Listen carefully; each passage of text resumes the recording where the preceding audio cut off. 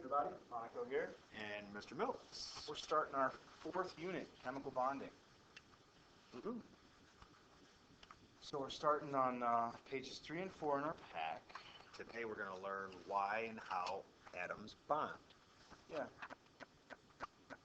So our first question really focuses on why do elements form chemical bonds, and atoms try to get a stable electron configuration when they're bonding with other things.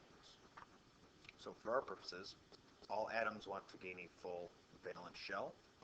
That is 8 valence electrons are considered a full valence shell, except for, of course, hydrogen. Why is that? It's so small it only holds 2 as its maximum valence. There you go. Yeah, so, okay, sure. And then we have an example here for you. Okay, so I see a sodium atom. You circled that electron and you're moving it over, looks like to the chlorine atom. Sure. And there's this arrow in the middle here. So it's going to become something new. So we have the ingredients on the left, so to speak. Yep. And whatever we make is going to be on the right. Yep. Okay. Left to right, just like mathematics. Yep. Or how we read in the book. Yeah.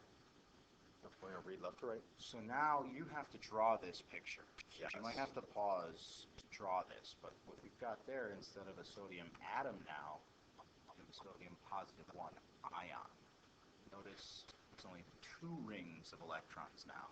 And we lost that whole outer shell. Yep. The kernel shell now becomes the valence shell, but it's a full shell. There you with go. 8. You could say our ionic radius just got smaller. Yep. If we were concerned about radius. Yeah, not yet. Not anymore, really, but we were back in the day. We were.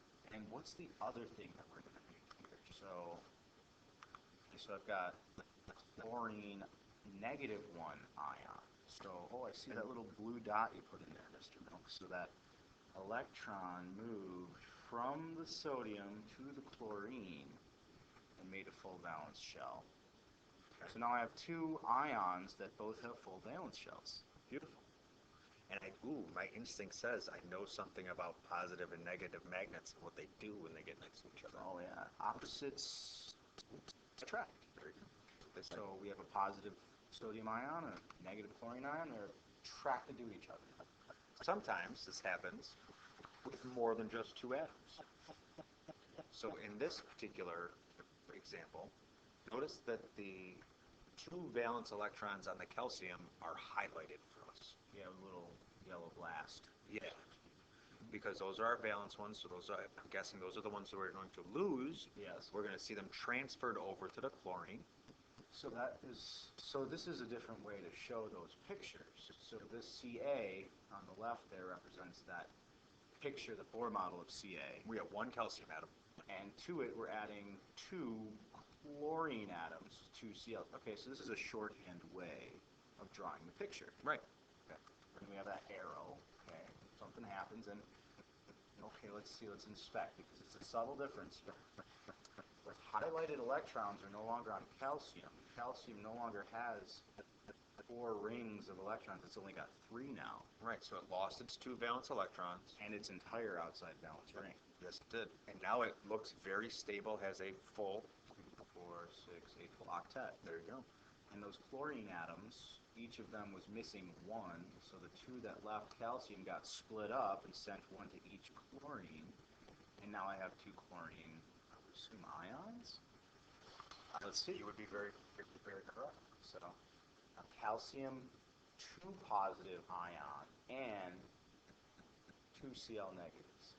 Okay, so when you're drawing this, you have to draw this, make sure that however you draw that in your first picture, you draw it the same here to represent that electron came from the calcium instead Somewhere of the else. chlorine. It was transferred from the metal to the non-metal. There you go. Cool. Let's go over the characteristics of all ionic bonding. Yes, this was in our bell work. Hopefully you've watched the video before you've done the bell work, or will be. Yeah. So this is redundant, but there's a complete transfer of valence electrons from the metal to the non-metal. There you go. I mean, transfer is the key word. Underline it. And after that, all ions are now stable with full valence shells. And this second picture that we had on our board right above really helps display that. Yep.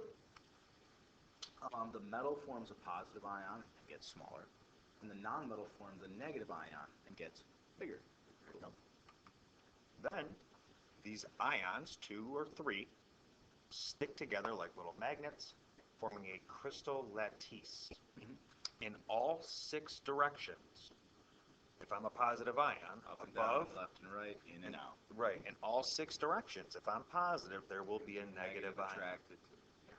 It's like alternating Legos when you stack them, like red, green, red, green, red, green, Exactly. 3 dimensions. Every red touches 6 greens. Every green Exactly. touches 6 reds. It's kind of Right. like weird and funky that way. It makes really good patterns and Makes them actually very strong. very strong crystals. Yeah. Okay. Let's move on here. Let's see about how we do some covalent type bonding. Yeah. So these 2 atoms here, we have a chlorine and a hydrogen, and we're going to react them together in a chemical reaction. And these guys don't actually transfer electrons. They have to overlap their shells and share. Right. Because neither one of them is strong enough to pull the electron away from the other. To draw this picture, I want you to take a note that right there, see our X and our dot electron, represents a Chemical bond. bond, a covalent chemical bond. So draw an arrow, point to that, say covalent bond. No, it's just how I know you paid attention to us too. Okay. Now that happened with 2 atoms in And- this first example, And it can happen again with 3. or maybe 4. So I take my oxygen atom Okay. and my 2 hydrogen atoms. All right, I can see oxygen's got 2, 4, 6 valence electrons right now, and it wants to get to 8. So look, I can add 1 from each hydrogen. You're not really adding it, you're sharing Well, it. right. Let's see how that looks. So it looks kind of like this. Oh, neat. Okay, I see that. So now granted, this picture has the kernel electrons in it too, so we're just don't get confused about that. We're focused on the valence electrons and bonding. And again, we have a bond here, and a bond here, 1 electron from one atom, 1 electron from another. Characteristics of covalent bonding is that there's sharing of electrons from nonmetal to nonmetal. Sharing is the key word. All atoms are now stable with full valence shells. Bonds are weaker than ionic, of course. Now, metallic bonding, there's sharing of electrons between the metal atoms. Yep, it's got to be metal and metal. Metal, metal, metal, metal. Yep. They exist as a mobile sea, so like you can think of the metals Being able to nuclei like flow. floating in boats in the ocean. Right. There's electrons everywhere. And this allows metals to now conduct electricity as these electrons can move about a lot easier. Excellent. There you go. So we just got the basis for Basics. ionic and covalent bonding. Covalent. Sorry we had to rush at the end here, guys. Our battery on our mic is starting to die. So, So you're enjoy done with your this video. first video. We got more coming. New unit, here we go. Let's get ahead. See ya.